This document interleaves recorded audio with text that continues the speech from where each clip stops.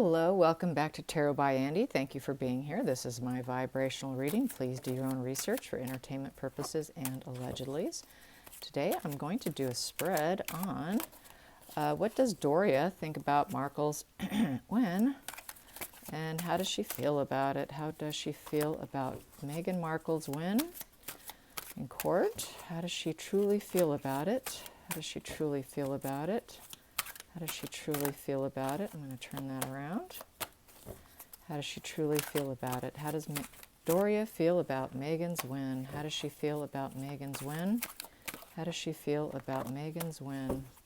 How does she feel about Meghan's win? How does she feel about Meghan's win? And this is my double major, so I will be flipping them. Here we go. Let's get started.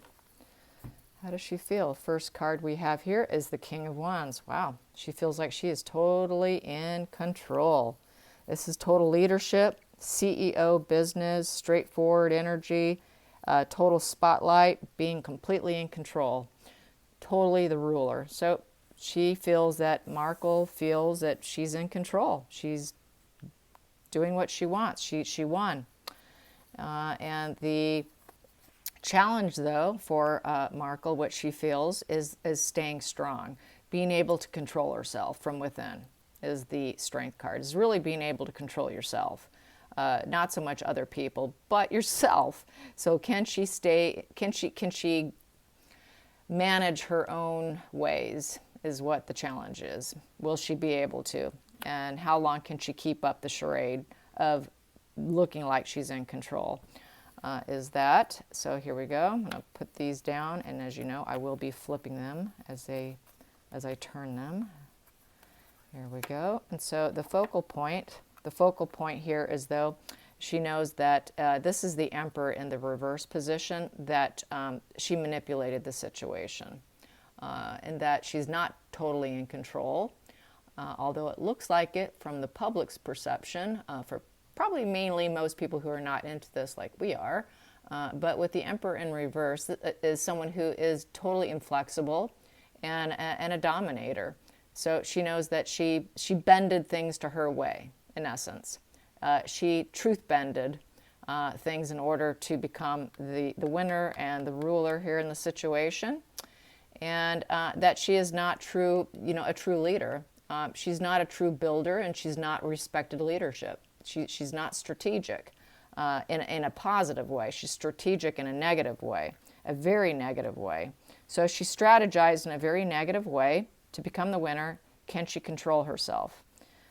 Then we have here the hidden energy is the King of Cups. So she also feels that Markle is going to is hiding the fact that she does wear her heart on the sleeve at times. I guess she sees her this way. This is her perception, that Markle can be that emotional leader where she can be emotionally available and all that. I would say this was probably when she was younger. She had this energy, and it's really taken a back seat because now we have someone who's very, that negative Emperor energy.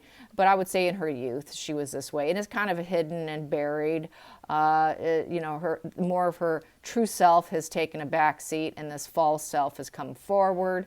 But Mom knows that she has the ability and that it's there.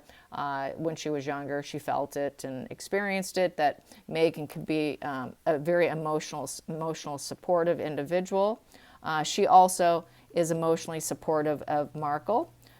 She will still continue to emotionally be there for her, even though she may not see her very much, and even though they may have their differences, and even though they may fight quite frequently. And then we have here the past that's going to influence the future, and then the recent future is going to be cause and effect. The truth comes out, so she's kind of sounding like she's kind of in alignment with her here with the Justice card upright. So she feels that the truth did come out. So it's the sunshine after the rain card. It is about the court case, and it is, she thinks it was the right decision. Wow. So she thinks it was the right decision. Wow. I'm surprised. I really wasn't expecting that. So that there was the right decision in this position is for the future. So she's hoping that she continues, because she won, she's hoping that she stays on a better path. a righteousness path, doing the right thing, and just knowing that all the truth will come out. No matter what, the truth's going to come out. So she's probably also fearing, I'm feeling with this energy, that Markle's truths will all come out in the future.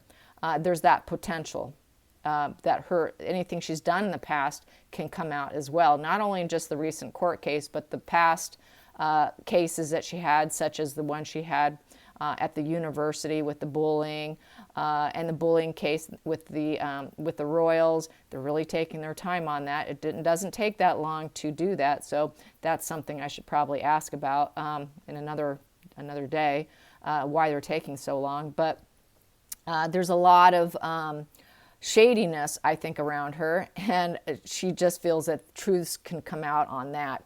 But it's looking like she's feeling pretty good about this situation. And then in the near future, she fears that Markle's not going to have anything to do with her, with the Lovers in reverse, the duality in reverse, that she doesn't want to seed anything with her anymore. The inner child doesn't want to spend time with the mother because it's just looking like, she's really afraid that the cloud's going to hang over her. There's a cloud here, and that cloud's just, it's like a dark cloud hanging over her, that is her daughter, and that affects her, is basically how I see this, because there is a dark cloud with the sun. Some days it's good, and some days it's just like this big dark cloud hanging over her, having to deal with the fact that is her daughter on a global stage, being outed and having court cases. So it does feel like a dark cloud looming over her with that duality and the fact that's her daughter. Then I'm going to pull these. Here we go. I would think so, that there's going to be like, what, Markle's your daughter, and have like a reaction to it. So yeah, she's probably got to hold back. Here we go. And the decision in the situation is the Temperance card. That is moderation. She's trying to be very moderate in how she reacts to Markle, how she speaks about her, what she says to people. She tries to be very moderate. She tries to be very grounded and probably not saying much because it is a moderation card. So she keeps pretty quiet, I would say. She doesn't say a whole lot. She keeps to herself about it because it's emotional. She's pouring one cup into another. It's a very emotional relationship. And there's that dark cloud looming over her. They got sunny days and very cloudy days with each other. So yeah, even though she's there and in full support, it's not an easy relationship. The external pressures is the Sun in reverse. So the Sun in reverse is not being happy. So she doesn't feel that probably Markle does enough to give her attention. She doesn't see the relationship. She's not growing the relationship. The relationship really isn't going anywhere. And she probably also feels that Markle's not going anywhere either. So she doesn't see them really growing very much. The Sun grows things. There's growth. And at the bottom of this gentleman's feet is dead. He's standing in nothing but dead, and everything behind him there's growth behind him, but not where he's going. So she thinks that where she's going, she's not going to grow anymore. She's risen to the highest echelon of society of where she can go. She can't go any higher. And so she can't grow any further. She doesn't see her growing anymore. So I don't think she sees her having success in politics, and that she can rise more and have more growth as far as advancement. So I don't see that she thinks that, is how I feel, but she's going to stay moderate and she's going to stay calm about it, and she doesn't discuss it. She doesn't tell people. And so then we have here the inner emotions. The inner emotions is the War card here, my Knight of Swords. And the Knight of Swords is someone who's going to be very,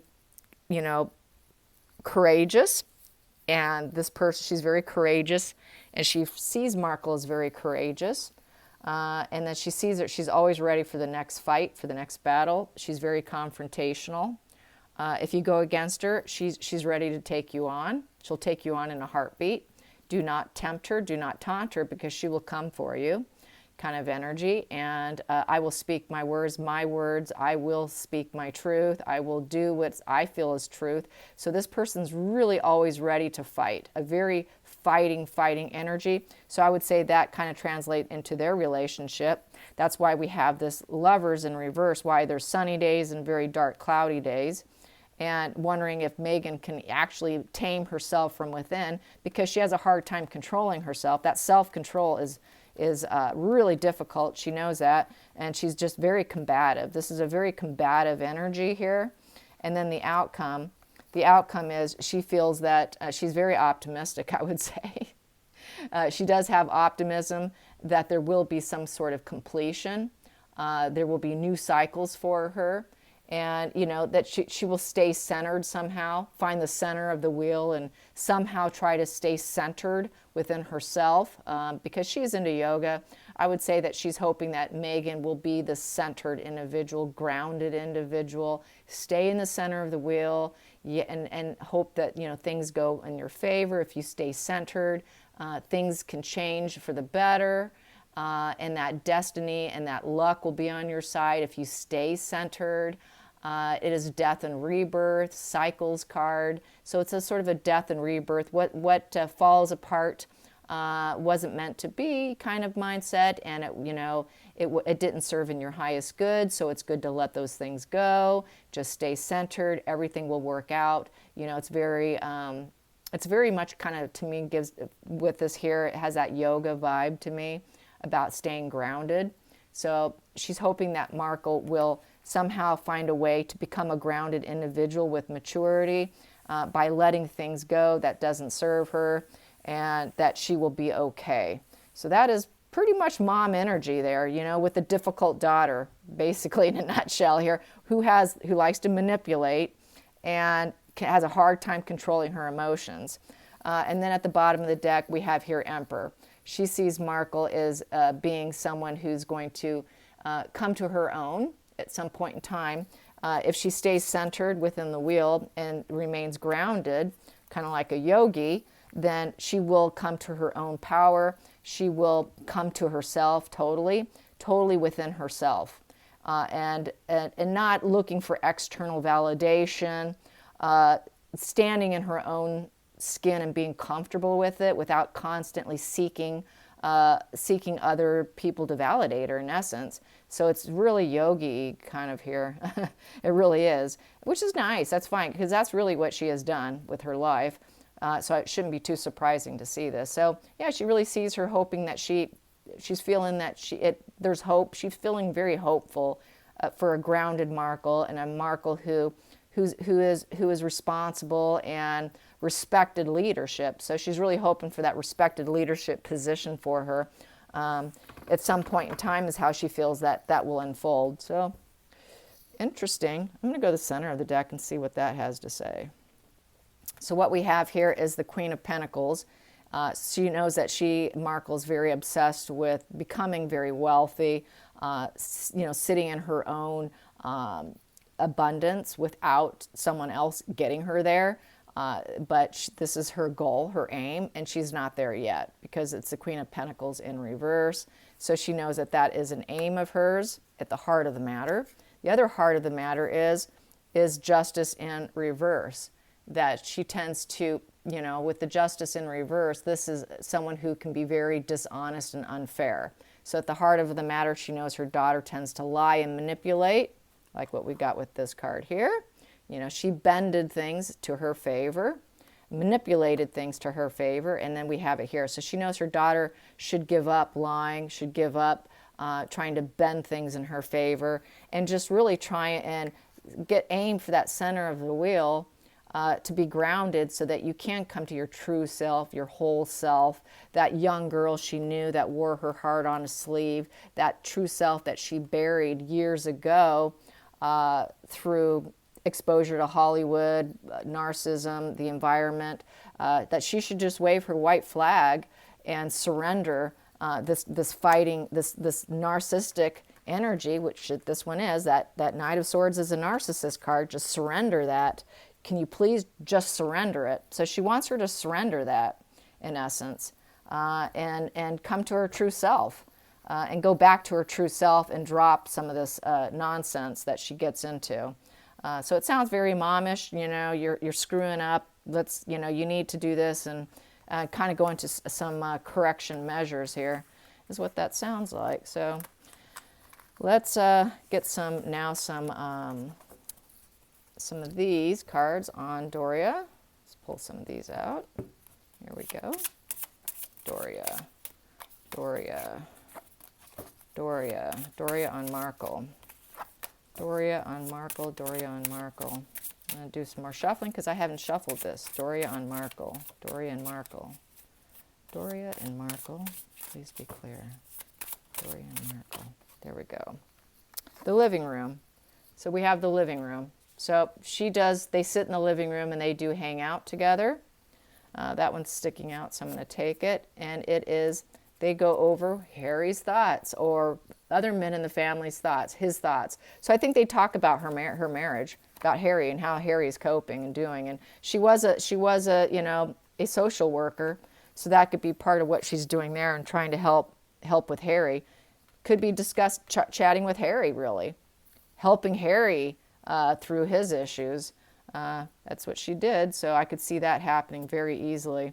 And there's hope and big water, so I would say there's hope and a lot of emotions in the situation. So Harry gets very emotional and he talks about his hopes and dreams. And then we have here the prison. He feels like he's still living in a prison. He created his own prison. He thought he was leaving a prison, but he created a different type of prison. And so that's what they discuss. Let's get some more. Harry and Doria's conversations, because that's what that is really looking like. And we have here, this one here, sunglasses.